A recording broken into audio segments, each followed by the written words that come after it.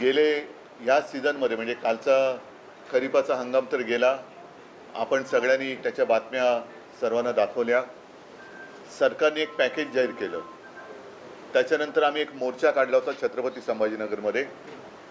आजही शेतकऱ्यांची जी मागणी आहे ती तीच आहे की कर्जमुक्ती झाली पाहिजे.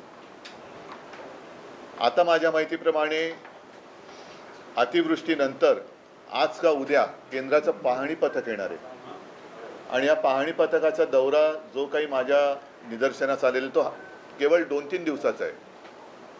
2-3 दिवसामध्ये एवढ्या मोठ्या मराठवाड्याचा दौरा आणि संपूर्ण महाराष्ट्राचा हे केंद्रीय पथक करणार कसा, कुठे नेमकं जाणार आणि त्याच्यानंतर त्यांना नुकसानीचा अंदाज आल्यानंतर ते प्रस्ताव कधी पाठवणार.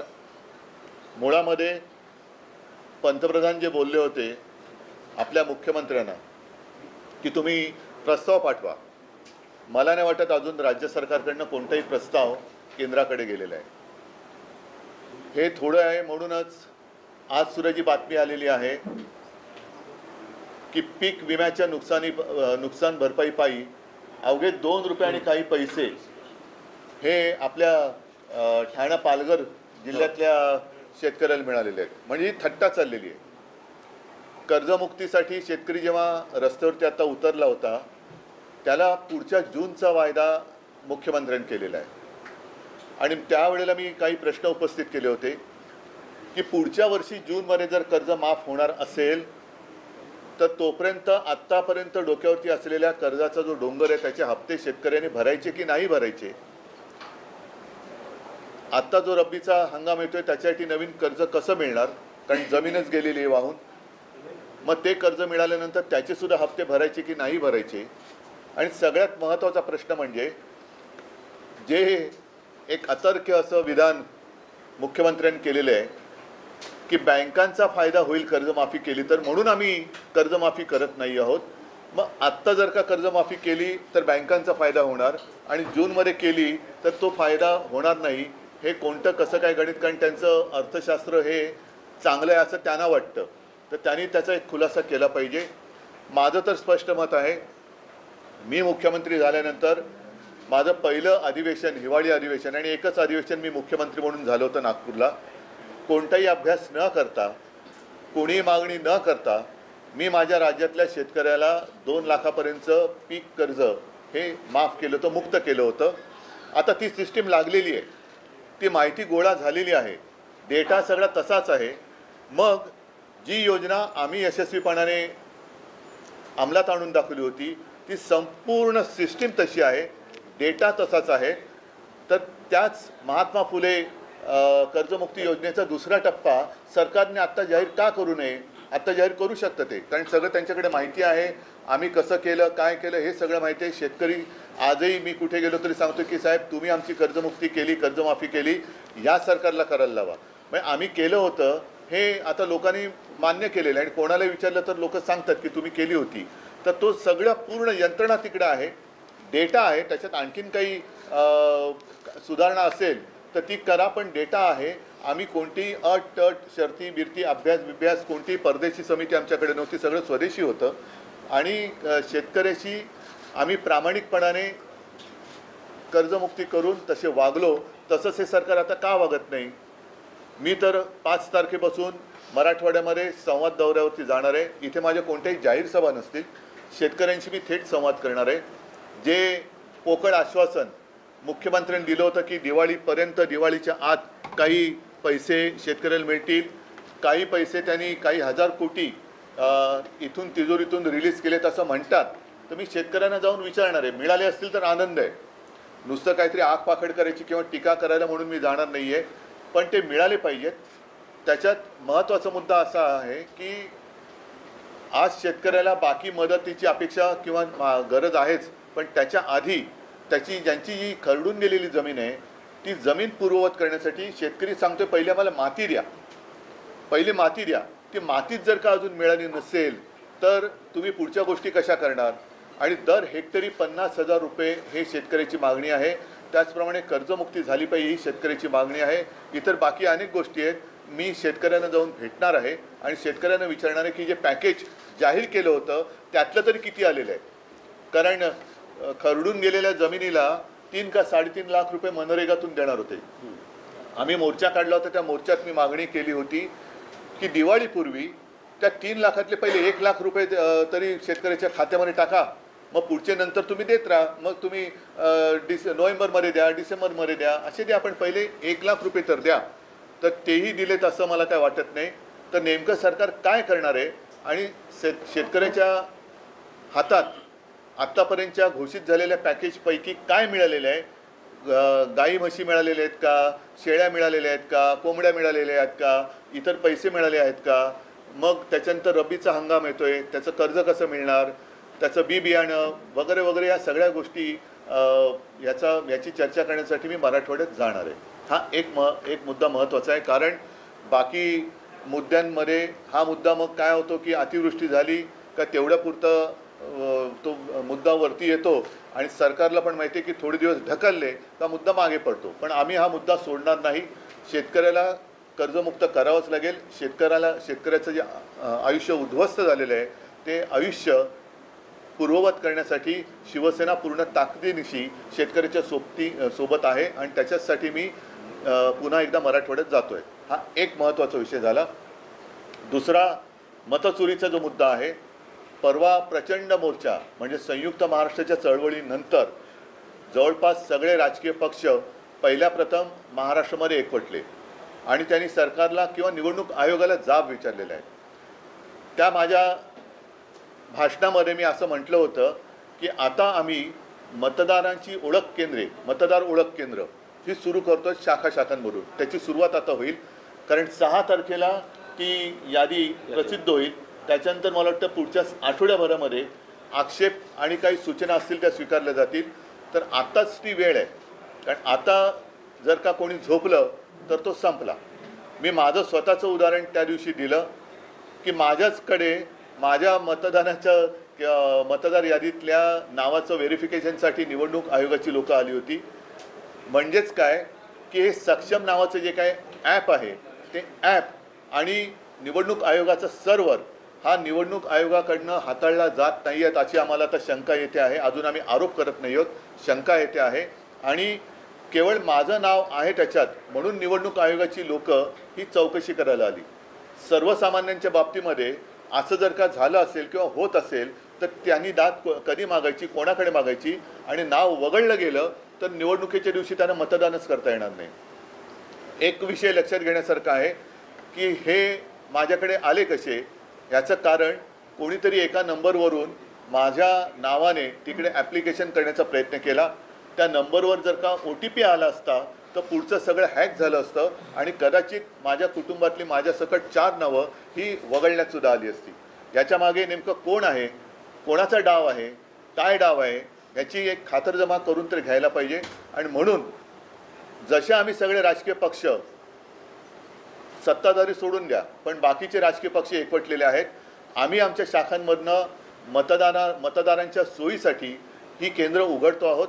या केंद्रामध्ये मी नागरिकांना विनंती करतोय की आपल्याला मतदान करता येणार आहे की नाही, आपलं नाव या यादीत आहे की नाही, हे आपण आमच्या शाखेत येऊन तपासा. आणि जर का त्याच्यामध्ये काही तुम्हाला वाटलं गोंधळ आहे तर तो वेळेत आपल्याला सुधारता येईल. हा एक भाग. दुसरा भाग असा आहे की मी मतदारांना आणखीन एक विनंती करेन, ही निवडणूक आयोगाची भुताटकी आहे. एकेका घरामध्ये 40-40, 50-50 नावं ही नोंदली गेलेली आहेत. तर मी मतदारांना आवाहन म्हणजे विनंती करतोय की आपल्याला न दिसणारी, आपल्या परवानगीशिवाय न राहणारी, आपल्या परवानगीशिवाय राहणारी आपल्या घरामध्ये कोणी माणसं आहेत का, ही निवडणूक आयोगांची भूतं उभी केलेली आहे, ती आपल्या घरात राहत तर नाहीत ना, याची सुद्धा खात्री करायला पाहिजे. म्हणून जिथे जिथे आमची केंद्र उघडली जातील तिथे आसपासच्या वस्तीतील सर्व जात-पात धर्माच्या मतदारांनी तिथे येऊन ही मतदार यादीची तपासणी करावी. आपलं नाव तिकडे आहे की नाही हे तपासावं. तिकडनं कुठे वगळलं गेले का, आणखी कुठे बरं आपलं वयामध्ये काय, माझं स्वतःचं उदाहरण त्या दिवशी दिलं का, लिंग बदल झाले का, हे सगळं आपण येऊन तपासावं हे मी मतदारांना एक आवाहन करतोय. त्याचबरोबरीने आम्ही जी एक मागणी केलेली म्हणजेच काय, 1 जुलै ही कट ऑफ डेट ठेवलेली आहे. 1 जुलै नंतर 18 वर्षाची जी मुलं आणि मुली झालेली आहेत त्यांचा मतदानाचा अधिकार या निवडणुकीला वापरता येणार नाही आहे. तुम्ही जगभर बघता आहात की याच वयातली मुलं ही रस्त्यावरती येतात आणि क्रांती करतात, ज्यांना आपण जेनझी म्हणतो. तर हे सरकार जेनझीना का घाबरतंय? जर लोकसभा ते विधानसभा या 6 किंवा 5 महिन्याच्या कालावधीमध्ये परकला प्रभाकर म्हणजे आपल्या निर्मला सीतारामन यांचे यजमान त्यांनी सांगितलेलं आहे की जवळपास 45 लाख मतदार महाराष्ट्राच्या यादीमध्ये घुसवले गेले. जर त्या 4 महिन्यामध्ये 45 लाख मतदार हे कोणी घुसवले, कुठे गेले, काय करतायत हा एक प्रश्न आहे. पण घुसवले गेले असतील तर 1 जुलैनंतर अधिकृतपणे ज्यांना मतदानाचा अधिकार मिळाला पाहिजे ती महाराष्ट्राची तरुण मुलं मुली मतदान का करू शकणार नाही? म्हणून मी त्याही सगळ्या मुलांना आणि मुलींना एक विनंती करतोय की तुम्ही देखील आमच्या शाखेत या आणि तुमचं नाव तिकडे नोंदवा. आपल्याला कळेल की किती लाख मुलांना आणि मुलींना मतदानापासून आपण वंचित ठेवतो आहोत. तर अशा काही या गोष्टी आहेत. आणखीनही आपण काही प्रश्न विचारले तर मला त्याच्याबद्दल बोलता येईल. पण मुळात एक मी तुम्हाला सांगितले की शेतकऱ्यांचा विषय आम्ही सोडत नाही आहोत आणि दुसरी गोष्ट मतचोरीचा विषय तर आम्ही सोडणार नाही. आम्ही परत एकदा सांगतो की निवडणूक आयुक्त जे आहेत त्यांना सुद्धा एक पत्र दिलेलं आहे की एवढा सगळा गडबड घोटाळा हा बाहेर आल्यानंतर आपण राज्य निवडणूक आयोगाला सुधारित यादी मतदाराची होत नाही तोपर्यंत स्थानिक स्वराज्य संस्थांच्या निवडणुका घेऊ नयेत अशी आमची मागणी आहे. आम्ही निवडणुका घेऊ नका असं म्हणत नाही, पण निवडणुका घेताना सदोष मतदार यादीवरती ही निवडणूक होता कामा नये. ही निवडणूक आयोगाची करप्ट प्रॅक्टिस आहे. जसं आम्हाला ते सांगतात करप्ट प्रॅक्टिस, तसं निवडणूक आयोगाची ही करप्ट प्रॅक्टिस आहे आणि ते कोणाची नोकरी करतायत हे आता हळूहळू उघड होत चाललेलं आहे. आपण कर्जमाफीचा मुद्दा हा निवडणुकांमध्ये येऊ नये म्हणूनच बच्चू कडूंचं आंदोलन हे केलं गेलं का? आणि त्यानंतर मला त्याच्याबद्दल काही बोलायचं नाहीये.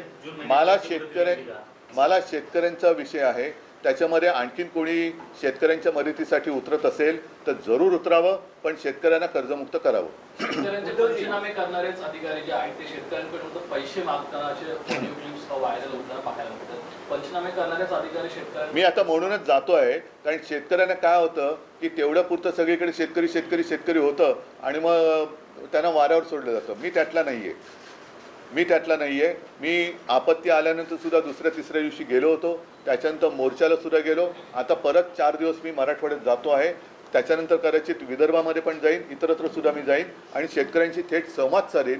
जाहीर सभा मी घेणार नाही, पण जसं आता मी आपल्याशी बोलतोय तसं शेतकऱ्यांशी जाऊन मी बोलणार आहे. एक मिनिट, एक पहिला शेतकरी विषय पूर्ण करा. नाही, एकच सेकंद ऐका, एकच मिनिट. आधी शेतकरी विषय पूर्ण करा. तो झाला असेल तर मी पुढे जातो. हो, म्हणूनच एकच मिनिट. अधिकारी जे पैसे मागतात म्हणून मी तिकडे जाऊन शेतकऱ्यांशी बोलणार आणि कोण असे अधिकारी आहेत त्यांचा सुद्धा काय समाचार घ्यायचा तो आम्ही घेऊ. उद्धवजी, शेतकरी कर्जमाफीच्या बाबतीत तुम्ही जी भूमिका मांडतात आणि आता मुख्यमंत्र्यांनी 30 जून 2026 ही तारीख दिली आहे, कोपऱ्याला गुळ लावलाय. त्या बैठकीनंतर लगेच दुसऱ्या दिवशी राज्याचे उपमुख्यमंत्री जाहीर सभेत असं म्हणतात की नियमित कर्ज भरा असं शेतकऱ्यांना सांगतायत. कर्जमाफी मागणं ही सवय चांगली नाही. हे मला खरंच आता नेमका शब्द सुचत नाही कारण यांना संवेदना तर कधीच मेलेले आहेत. निर्डावले पण सुद्धा कमी पडते. यांना दगड सुद्धा म्हणजे दगडाला सुद्धा पाझर फुटू शकतो पण यांना फुटत नाहीये. हे महाराष्ट्राचं दुर्दैव आहे. एक तर या लोकांना खरं उपमुख्यमंत्री म्हणता कामा नये कारण संविधानात तशी तरतूद नाही आहे. म्हणून राज्याचे अर्थमंत्री जे बोलले त्यांनीच सांगितले की निवडणुकीच्या आधी आम्हाला हे बोलावं लागतं. मग आता लोकांनी त्यांना जाब विचारला पाहिजे की बाबा तुम्ही जे बोलला होतात म्हणून ठीक आहे आपण मतचोरी या विषयावरती येतोय, पण जर का असं धरून चाललो की त्यांना लोकांनी खरंच मतं दिली असतील तर आता त्या मतांना तुम्ही जागा ना. आता तर कर्जमुक्त करायलाच पाहिजे. बरं, 30 जून हा कोणता मुहूर्त आहे? कोणतं पंचांग पाहिलं आमच्या मुख्यमंत्र्यांनी? आणि जूनमध्ये जर कर्जमाफी होणार असेल तर मग आत्तापासून शेतकऱ्यांनी कर्जाचे हप्ते फेडले नाहीत तर त्याचे सकट त्यांनी माफ केलं पाहिजे. त्याच्याबद्दल त्यांनी बोललं पाहिजे. हा एक विषय होता मतचोरी संदर्भात आशिष आशिष शेलार शेलार यांची आता तुमच्या पत्रकार परिषदेआधी पत्रकार परिषद झाली त्यात त्यांनी थेट तुमच्यावर आणि राज ठाकरेंवर आरोप केलेले आहेत की मतचोरी संदर्भात मांडत असलेली भूमिका ठाकरे बंधूंची दुटप्पी आहे ती फक्त हिंदू आणि दलित त्याला क्रिकेटचं असल्यामुळे टप्पे कळत असतील बहुतेक, पण त्याने फुलटॉस दिलाय. तुम्ही बोला. येस, त्यांचं असं म्हणणं आहे की फक्त हिंदू आणि दलित दुबार मतदार दाखवले जात आहेत. मुस्लिम मतदार जे दुबार आहेत तिबार आहेत त्याबद्दल ठाकरे बंधू का बोलत नाही.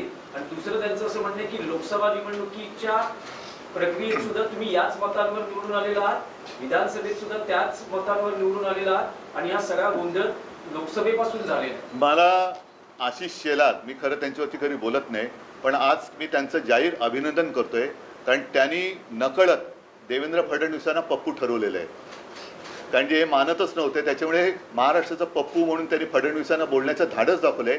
हा त्यांच्या अंतर्गत वादाचा परिणाम हा परिपाक असेल. कारण आशिष शेलारनी पत्रकार परिषद घेतली ती सुद्धा अशा मुहूर्तावरती घेतली की काल कदाचित रात्री उशिरा किंवा आज सकाळी आपल्या राज्याचे मुख्यमंत्री बिहारमध्ये घसा कोरडा करून येणार होते. ते घसा कोरडा करून आल्यानंतर आत्ता त्यांनी हे अमृत पाजलं की काय आरोपाचं किंवा माहितीचं हे काय कळत नाही. पण याचा अर्थ सरळ आहे की आशिष शेलारनी सुद्धा हे सिद्ध केलेलं आहे की मतदार यादीमध्ये गोंधळ आहे. आणि आम्ही जेव्हा निवडणूक आयोगाकडे मागणी करतो तेव्हा आमचं एक वाक्य असं दाखवा की तुम्ही या मतांमध्येच सुधारणा करा. आम्ही पूर्ण मतदार यादीमध्ये सुधारणा मागतो आहोत त्याच्यामध्ये. आणि दुसरी गोष्ट काय की कदाचित त्यांची उठबस तिथे असल्यामुळे त्यांना ती नावं मिळाली असतील. आमची उठबस तिकडे कमी आहे म्हणून आम्हाला ही नावं मिळाली असतील. त्याच्यामुळे आम्ही जी मागणी केलेली आहे ती संपूर्ण मतदार यादी सदोष आहे आणि ती सुधारणा होत नाही तोपर्यंत निवडणुका घेऊ नका ही आमची मागणी आहे. पण आशिष शेलार यांचं धाडस हे कौतुकास्पद आहे. नाहीतर साधारणतः आपल्या नेत्याच्या विरोधात बोलण्याचं धाडस हे आता भाजपवाल्यांच्या अंगात राहिलेलं नाही. हा आरोप थेट त्यांनी मोदी शहांसकट सगळ्यांवरती केलेले. कारण लोकसभेपासूनचा त्यांनी घोटाळा काढलाय. म्हणजे इतरत्र ते जे जिंकलेत मोदी शहा अगदी वाराणसी बिराणसी त्या दिवशी संजय राऊत यांनी काढलं ते सगळं. तर म्हणजेच काय की सगळा घोटाळा त्यांनी केलेला आहे. आणि दुसरा महत्त्वाचा, सरकार तुमचं असताना विरोधक घोटाळे करतात म्हणजे तुम्ही सरकार चालवायला नालायकात. म्हणजे सरकार चालवायला तुम्ही नालायकात. तर हे सगळं एका दगडात आशिष शेलाराने अनेक पक्षी मारलेले आहेत. त्याच्याबद्दल मी त्यांचं कौतुक करतोय. या माध्यमातून हिंदू मुस्लिम करण्याचा एक प्रयत्न होतोय का? नाही, तो त्यांचा केविल होण्याचा प्रयत्न आहे. जेव्हा आम्ही अख्ख्या यादीमध्ये सुधारणा करा मागतोय त्याच्यामध्ये हिंदू मुस्लिम शीख ईसाई सगळे आलेले आहेत. आणि आम्ही त्या दिवशी जी काय उदाहरणं दिली त्याच्यामध्ये एक तर उदाहरण आहे की वडील हिंदू मुलगा मुस्लिम वगैरे ते आहे ना, हे सगळे आहे. म्हणजे इथलंच आहे. वडिलांचे नाव गोविंद शंकर माने, मुलाचं नाव दिलशाद नौशाद खान, हे आम्ही दिलेलं आहे ना. आता ह्याच्यामध्ये दोन्ही आले, हिंदू पण आले आणि मुसलमान पण आले. पण परत आशिष शेलार यांचं मी कौतुक करतो की काहीतरी नक्की बिनसलेलं आहे आणि त्यांनी देवेंद्र फडणवीसांना पप्पू ठरवून दाखवलेलं आहे. ते सप्रमाण दाखवलेलं आहे. म्हणजे आमच्या आरोपांना जर का किंमत नसेल तर किमान आशिष शेलारनी जी माहिती दिली त्याला तरी जागा. मी परत त्यांचं कौतुक करतो. देवेंद्र फडणवीस सारखं म्हणतात की 2012लाच आपण मतदार याद्यांचं पुनर्निरीक्षण करा, पुनर्रचना करा, ही आपली न्यायालयात याचिका आहे. आणि तेव्हापासून आपण वारंवार मागणी करतो. आशिष शेलारांनी ते आज म्हटलेलं आहे. मग होत का नाहीये? आम्ही सतत मागणी करतो. असं कुठे माझ्या तरी ऐकण्यात आलेलं नाहीये. त्यांचा जसा आम्ही मोर्चा काढला तसा त्यांचा कुठलाही मोर्चा मी बघितलेला नाहीये. ते कधी निवडणूक आयुक्तांना जाऊन भेटलेत असंही आम्ही बघितलेलं नाहीये. ज्याप्रमाणे आम्ही चोकलिंगम साहेबांना भेटलो, वाघमारे साहेबांना भेटलो तसे ते कुठे भेटलेले नाही आहेत. आमची लोक आता ज्ञानेश कुमारना जाऊन भेटत आहेत तसे ते कुठे भेटलेले नाही आहेत. आम्ही आता याच्याबद्दल मी काल परवा म्हटलेले की आम्ही कोर्टाचे दरवाजे सुद्धा एक ठोठवण्याचा केविलवाणा प्रयत्न करणार आहोत. न्याय मिळाला तर मिळाला. मुख्यमंत्र्यांचं आणखीन एक म्हणणं आहे. त्यांचं म्हणणं आहे की वोटर लिस्ट जी आहे ही अशुद्ध असता कामा नये, याच्याशी आम्ही सहमत आहोत. परंतु त्याच्यामुळे भाजप जिंकली हे तुम्ही सिद्ध करा, हे तुम्ही आव्हान देता. जर नसेल ना तर मग तुम्ही आमच्याबरोबर या ना निवडणूक आयोगाकडे. तुम्हाला पण आम्ही जेव्हा निवडणूक आयुक्तांकडे जायचं होतं तेव्हा आम्ही भारतीय जनता पक्षाला सुद्धा आमंत्रण दिलं होतं. देवेंद्र फडणवीसांना यायला पाहिजे होते. ते जेव्हा बाकीचे सगळे एक येतात आणि एक व्यक्ती येत नाही, याचा अर्थ असा लावला तर गैर काय की मग फायदा तुम्ही घेतलात. आमच्यासोबत त्यांनी यायला पाहिजे होतं. जर ते एवढे वर्ष मागणी करतायत तर त्या दिवशी त्यांच्याकडनं कोणतरी यायला पाहिजे होतं. आता त्याच मुद्द्यावरून बुलढाण्याचे आमदार संजय गायकवाड शिंदे गटाचे आहेत, त्यांनी तिथे म्हटलं की निवडणूक आयोगाला लाच वाटली पाहिजे अशा प्रकारचे दुभान. बघा थोडक्यामध्ये काय की आता जो मुद्दा आम्ही उचलला मतचोरीचा आणि तो आज पुराव्यानिशी तुमच्यासमोर आणला, जनतेसमोर आणला. आता पहिला मुद्दा परत मी सांगतो की सर्व नागरिकांनी जाग आता आलेली आहे. आता झोपता कामा नये, कारण आपल्याला सरकार निवडण्याचा अधिकार आहे. आता सरकार मतदार निवडायला लागलेलं आहे. हे घातक आहे. म्हणजे जसं टांझानियामध्ये 98% म्हणजे 98% मतं हे तिथल्या अध्यक्षांना मिळाली आणि 2% जी जनता रस्त्यावर उतरली ती केवढ्या मोठ्या संख्येने उतरली. म्हणजे काहीतरी टक्केवारीत गफलत आहे. तुम्ही न्यायालयीन लढाई लढणार आहात कारण आम्ही एक केविलवाणा प्रयत्न करणार आहोत. म्हणजे आम्ही कुठेही कायदा हातात घेतला वगैरे वगैरे वगैरे, कारण हे परत मग शहरी नक्षलवाद, आता हे दुबार मतदार यादी किंवा सदोष मतदार यादीवरती जे निवडणूक लादतायत हे खरे नक्षलवादी आहेत. कारण ही उघड उघड मतचोरी आहे. जे मतचोरी करून निवडणूक लढतायत आणि जिंकण्याचा प्रयत्न करतात ते नक्षलवादी आहेत. सर्व पक्ष मिळून तुम्ही हा निर्णय घेतलाय कारण हो, महाविकास आघाडी म्हणून आम्ही निर्णय आणि सगळेच म्हणजे त्याच्यामध्ये राज पण आहेत, बाकीचे आहेत, शेका पक्ष, कम्युनिस्ट त्या दिवशी मोर्चात जेवढे सगळे होते त्या सगळ्यांनी. आणि आम्हाला असं वाटतं की जर भाजपला पण आता हे पटलं असेल तर भाजपने सुद्धा यावं आमच्या बरोबर कोर्टामध्ये. परंतु आता 6 तारखेला आम्ही पाठवतो सही करायला. का हो अनिल? 6 तारखेला नाही नाही, ऐका एक मिनिट, एकदा मला स्पष्ट करू द्या. आम्ही कोर्टात जे जातो आहोत त्याच्यात आता हे आशिष शेलारनी पुराव्यानिशी दिलेलं आहे. म्हणजे आशिष शेलारनी देवेंद्रांची तर वाजवलीच आहे, ते सोडून द्या. पण त्यांना जर काही पटलं असेल तर त्यांनी सुद्धा आम्ही जे काही कोर्टात जातो त्याच्यामध्ये भाजपाने सुद्धा यावं आमच्याबरोबर कोर्टात. हे माझं त्यांना जाहीर आमंत्रण आहे. मग त्याच्यामध्ये तुम्ही काय हिंदू मुस्लिम आणखीन कोण असतील तुमच्या लेखी ते सगळे काढा. आपण संपूर्ण यादीमध्ये आम्ही सुधारणा मागतो आहोत.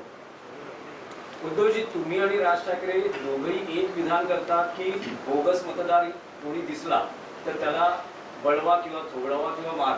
तर अशा वेळेस यावेळेस निवडणूक प्रक्रियेत किंवा मतदानाच्या दिवशी मतदान केंद्रावर प्रचंड गोंधळ किंवा कायदा सुव्यवस्थेची परिस्थिती निर्माण होऊ शकते. अभूतपूर्व पण ती नाही झाली म्हणजे ती व्हावी अशी आमची इच्छा नाही आहे. म्हणून बोगस मतदारांनी मतदानाला यायचं धाडस करूच नये. कारण आता आम्ही नावानिशी आणि पत्त्यानिशी सगळीकडे चेकिंग करतो. अगदी माझं तर म्हणणं आहे की जिथे मतदार याद्या साधारणतः 1200ची यादी आहे त्या याद्या, जसं आता माझी कलानगरची यादी असेल तर कलानगरच्या गेटवरती ती यादी लागली पाहिजे.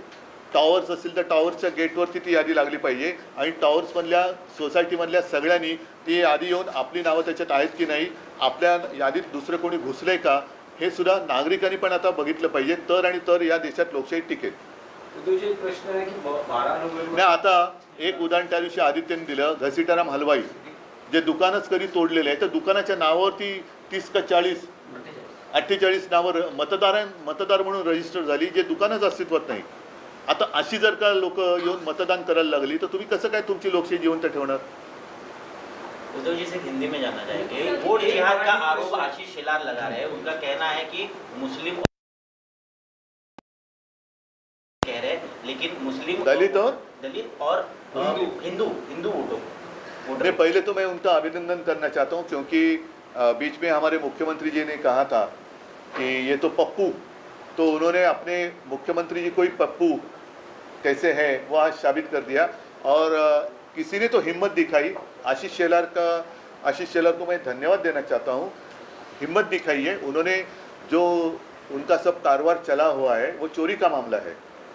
वोट चोरी कर कर उन्होंने सरकार बनाई है और वो उन्होंने आज सबके सामने लाया है. और हमारी जो मांग है, हमने ऐसे कभी नहीं कहा कि सिर्फ इनके जो वोट है ये काटो और इनके वोट रखो. हमने तो पूरी जो लिस्ट है उसमें सुधार करने की आवश्यकता है और यही मांग लेके हम आगे जा रहे हैं. तो कभी हमने उसमें धर्म की बात नहीं की, हमने बोगस वोटर की बात की है. लेकिन इसके बावजूद मैं आशीष शेलार जी का अभिनंदन करना चाहता हूँ कि उन्होंने एक हिम्मत दिखाई है अपने शीर्ष नेतृत्व के खिलाफ सबके सामने बात करने की. इसलिए मैं उनको धन्यवाद देना चाहता हूँ। अगर वो चाहते हैं तो हमारे साथ, हम जब अदालत में जा रहे हैं तो आशीष शेलार भी हमारे साथ आएंगे, तो हम उनका स्वागत करेंगे। उद्धव जी, अजीत पवार जी ने किसानों के मुद्दे पर कहा है कि कर्ज माफी जो है चुनाव के मौसम में की गई थी, लेकिन अब जो है उसे कर्ज माफी की आदत जो है वो ठीक नहीं है किसानों के लिए, और अपना वादा जो चुनावी वादा वो पूरा नहीं। ये क्या कहूँ मैं उनके लिए, इतनी गंदी सरकार, गिरी हुई सरकार मैंने देखी नहीं थी। एक तो झूठ बोला उस वक्त, अब वोट चोरी का भी मामला सामने आया है। ये चोरी करके उन्होंने सरकार बनाई है, और लोगों को जो कहा गया था कि हम आने के बाद हम कर्जा मुक्ति करेंगे, मुख्यमंत्री जो आज के मुख्यमंत्री है उनका बयान है सबके सामने, आप ही के माध्यम से हमने देखा है। तो उन्होंने कर्जा जो काश्तकार है उनकी कर्जा मुक्ति वो तो होनी ही चाहिए, और इसलिए मैं स्वयं जा रहा हूँ आने वाले 5 तारीख से लेकर 8 तारीख तक कि जो भी पैकेज सरकार ने डिक्लेयर किया था उनमें से कितना लाभ प्रत्यक्ष रूप में हमारे जो काश्तकार है उनको हुआ है। शनिवार को जो आंदोलन हुआ, उस आंदोलन में कांग्रेस के प्रदेश के मुखिया, शनिवार को जो आंदोलन हुआ उसमें कांग्रेस के प्रदेश के मुखिया हो या तो मुंबई अध्यक्ष वर्षा गायकवाड़ हो, वो शामिल नहीं हुए। अब सत्ताधारी कह रहे हैं कि कांग्रेस दिल से नहीं चाहता कि मन से आपके साथ और एमबीए में आए। इसलिए मैं फिर से आशीष शेलार का अभिनंदन करना चाहता हूं, क्योंकि एक तो कोई हिम्मत वाला है जो अपने नेतृत्व के खिलाफ बातें कर रहा है, तो उन्होंने अपने अंदरूनी जो बात है उसके ऊपर ध्यान देना चाहिए कि ऐसे लोग ज़्यादा देर तक आप उनको दबा नहीं सकते। एक परिसीमा होती है, अन्याय की भी परिसीमा होती है। तो शायद शेलार जी के ऊपर बहुत सारा अन्याय हुआ है, इसलिए वो बोल रहे हैं, और उन्होंने देवेंद्र जी को ही पप्पू ठहरा है, तो उसके लिए उनको मैं धन्यवाद देता हूँ। तो आप पूरे महाराष्ट्र में पप्पू कौन है वो आशीष शेलार ने बताया। एक मराठी प्रश्न की 12 तारखेला पुन्हा सुप्रीम कोर्टात चिन्ह आणि पक्ष कोणाचा याबद्दल सुनावणी आहे।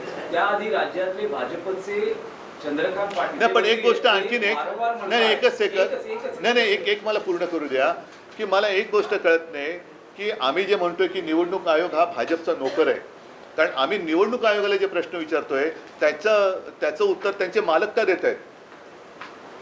त्यावर त्यांनी स्पष्टता केली आहे। आशिष शेलार म्हणतात की मी निवडणूक प्रतिनिधी म्हणून नाही बोलत आहे, पण जे मुद्दे उपस्थित हो पण आम्ही त्यांना दिलेत ना, हे त्यांनी मग निवडणूक आयोगाने आम्हाला सांगायला पाहिजे। तुम्ही का बोलताय? म्हणजे जो आमची जी शंका आहे, संशय आहे की निवडणूक आयोगाचा सर्व्हर दुसरा कोणतरी हाताळतोय, त्याला हे पुष्टी देणार आहे। तो प्रश्न कंटिन्यू असा आहे की चंद्रकांत पाटील असं दोनदा म्हणाले आतापर्यंत बॅक टू बॅक। असं ट्रम्प किती वेळा म्हणालेत की मी भारत पाकचं युद्ध थांबवलेत? नाही, पण त्यांचं आताचं जे विधान आहे त्यावर त्यांचं असं म्हणणं आहे की काँग्रेस पक्ष हा गांधी कुटुंबाचा आहे, शरद पवारांचा राष्ट्रवादी काँग्रेस पक्ष आहे, शिवसेना ही बाळासाहेबांची आणि त्यानंतर उद्धव ठाकरेंची आहे, आणि मनसे हा राज ठाकरेंचा आहे। त्याबद्दल तुम्ही चंद्रकांत पाटलांचे आभार मानावे। खूप हे त्यांनी म्हणजे आता मी बोललो ना की हा अन्याय सोसण्याची एक ताकद असते, ती संपली का लोक उठाव करतात। जसं आज आशिष शेलारने केले तसं चंद्रकांत दादांनी केलेलं आहे, म्हणून मी त्यांना धन्यवाद देतो। आणि शिवसेनेचं नाव हे दुसऱ्या कोणालाही देण्याचा अधिकार कोणालाही नाही, निवडणूक आयुक्ताला सुद्धा नाही। म्हणून मी पहिल्या निवडणूक आयुक्तांना धोंड्या म्हटलं होतं, आता जर ते पुन्हा करते असेल तर या आयुक्तांना मी गोट्या म्हणेन। तो जी, राज्य में 2 बड़ा मुद्दा है इस वक्त, किसानों का और वोट चोरी का, और इस बीच में महाराष्ट्र सरकार ने राष्ट्रगीत के 150 वर्ष पूरे होने पर जो है तमाम स्कूलों में राष्ट्रगीत जो वंदे मातरम है वो उसकी प्रदर्शनी लगवाई है। और क्या ये तमाम मैं तो पहले 2 मुद्दे पर बात करना चाहता हूँ। एक मुद्दे ये क्या करते हैं कि अगर कुछ बातें उनके गले तक आती है तो वो गुमराह करते, फिर देशभक्ति आती है। ये देश के आज़ादी का जो संग्राम हुआ था उसमें ये कोई नहीं थे, इसलिए मैंने परसों के मेरे भाषण में कहा था कि ये स्वयं घोषित देशभक्त है जो झूठे हैं, ही स्वयं घोषित देशभक्तांची बोगस टोळी आहे ही। उद्धवजी तुमची मनसे सोबतची युती अधिकृतपणे कधी जाहीर करतात? कारण तुम्ही व्यासपीठावर बोलतात एकत्र आलो आहोत, एकत्र राहणार आहोत, मराठी माणसासाठी एकत्र आलेलो आहोत वगैरे वगैरे, पण ऑफिशियल युती कधी घोषित होते? जेव्हा जाहीर होईल तेव्हा। निवडणुका 6 तारखेला थांबा ना, पण येऊ द्या ना सगळ्या गोष्टी। आता पहिला मुद्दा महत्त्वाचा असा आहे की ह्या सदोष याद्या घेऊन आता या याद्यांमध्ये एवढा घोटाळा आहे, भ्रष्टाचार आहे, गोंधळ आहे, सर्व पक्षांनी मान्य केलेलं आहे। आता हे सगळ्या पक्षांना पटलेलं आहे, तरी निवडणूक आयोगाच्या बोकांडी जाऊन बसलं पाहिजे आणि त्यांना सांगायला पाहिजे की आम्ही निवडणुकीला आम्ही तयार आहोत, तुमची तयारी झालेली नाही आहे. कारण 31 जानेवारी ही सर्वोच्च न्यायालयाने जी तारीख दिलेली त्याच्या आत या जर का याद्या सुधारल्या तर निवडणुका घ्यायला पाहिजेत. सर्वोच्च न्यायालय कधी असं सांगणार नाही की वाटेल ते करा, खोटं तर खोटं, बोगस तर बोगस, दुबार तर दुबार, तुम्ही निवडणुका घ्या, असा सर्वोच्च न्यायालयाचा आदेश नाही आहे. त्याच्यामुळे या सगळ्या गोष्टी, आमच्या गोष्टी ज्या आहेत त्या चालू आहेत. पहिलं लोकांना जागरूक करणं, जाग आणणं हे आमचं कर्तव्य आहे आणि ते आम्ही करतो. तो जी एक अलग सवाल, वुमेन्स क्रिकेट टीम ने पहली बार वर्ल्ड कप जीता है, उनके लिए कुछ बताइए. क्या कहो, बहुत गर्व की बात है. और कल मैं बीच में देख रहा था टीवी पर, और पूरा स्टेडियम, मुझे नहीं लगता है कि इससे पहले कभी इतनी भीड़ वुमेन्स क्रिकेट के लिए हुई थी. और मैं देख रहा था वो जो अपनी सारी लड़कियां हैं क्रिकेटर्स है, क्या खेल रही थी. बहुत ही बढ़िया प्रदर्शन रहा और सबका मैं अभिनंदन करता हूँ. अच्छा की आपने बात ये छेडी. सगळ्यांचं काल आपण महिला क्रिकेट चषक वर्ल्ड कप जिंकलो, मला वाटतं पहिला प्रथम जिंकलो. सगळ्या आपल्या महिला क्रिकेटपटूंचं मी मनापासून अभिनंदन करतो, कारण मध्ये मी टी व्ही लावून बघत होतो. पहिल्या प्रथम एवढी गर्दी ही महिला क्रिकेटच्या वर्ल्ड कपला कदाचित झाली असेल, पण अप्रतिम खेळल्या, अप्रतिम. म्हणजे त्यांची बॅटिंग स्टाईल वगैरे सुद्धा जी आहे खूपच अप्रतिम आहे. त्यांचं सगळ्यांचं मी मनापासून खूप अभिनंदन करतो आणि आगे बढ़ते रहो. अरे अभी छोड़ो ना, वोट चोरी का मैंने कह दिया ना, और क्या रिपीट करायचं आहे. नाही पण नेमकं काय रिपीट करू. Sir what are you doing, जो आप सेंटर सेटअप करने वाले, केंद्र सेटअप करने वाले, उसके बारे में. अच्छा, हाँ, जैसे मैंने परसों मोर्चा के सामने बात कही कि मैंने हमारे जितनी शिवसेना की शाखाएं हैं सारे लोगों को मैंने निर्देश दिए हैं कि हम अपने इलाके में रहने वाले जो मतदाता है उनकी सहायता के लिए एक केंद्र शुरू करें, जिसमें मैं सबके लिए आह्वान यानी विनती करता हूं. मतदाता है, आप जाकर वहाँ खुद भी देख सकते हैं, हमारे लोग भी आपके घर में आएंगे. और दो चीज़ें हैं, आने वाले चुनाव में आपका नाम मतदार सूची में है या नहीं है, आप स्वयं चेक करें. और दूसरी बात है, जो अहम बात है, कि आपकी इजाज़त के बिना आपको दिखाई देने वाले नहीं है ऐसे कुछ चुनाव आयोग के, ज्याला आपण भुताटकी म्हणतो, ऐसे कुछ लोग आपके घर में रह तो नहीं रहे ना, ये भी देखें. और खास कर 1 जुलाई के बाद जो हमारे युवा हैं, युवती भी है, युवा भी है, 18 साल की उनकी उम्र हुई है, उनको तो मतदान करने का अधिकार मिलना ही चाहिए. तो ऐसे सारे लड़के और लड़कियां आकर हमारे शाखा में उनका नाम रजिस्टर करें. ठीक है सर, सगळ्यांना धन्यवाद. जय हिंद, जय महाराष्ट्र. हाँ,